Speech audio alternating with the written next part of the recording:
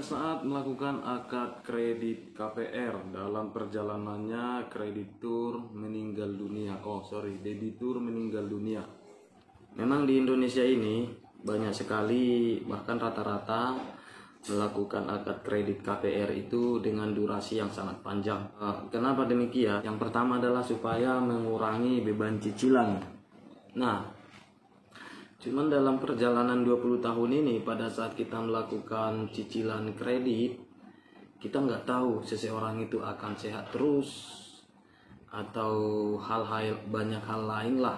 Kita nggak tahu umur seseorang. Dalam perjalanannya debitur ini bisa meninggal. Nah, pertanyaannya adalah apakah rumah ini akan auto lunas dan ke ahli waris bisa langsung dibalik namakan?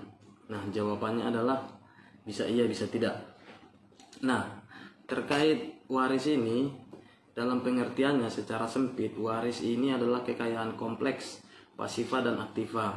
Artinya apa itu? Artinya ada aset dan ada kewajiban juga.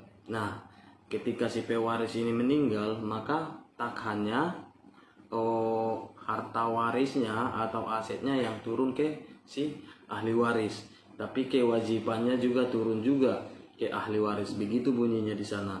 Nah, artinya kalau si pewaris ini tadinya dalam hidupnya punya KPR, umpamanya diambil 20 tahun, setelah berjalan 15 tahun atau 10 tahun dia meninggal dunia. Nah, kalau si ahli waris mau itu aset rumah tersebut, maka beban kreditan sisanya juga harus turun ke ahli waris juga.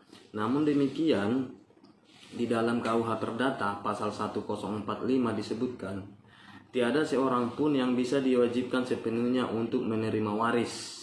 Kan gitu. Artinya jika ahli waris ini menolak untuk rumah tersebut, maka beban utangnya juga nggak turun ke waris. Lalu apa yang langkah yang akan diambil bank adalah maka rumah tersebut nanti akan dilelang rumah tersebut, dijual. Nah, dan jika ada sisa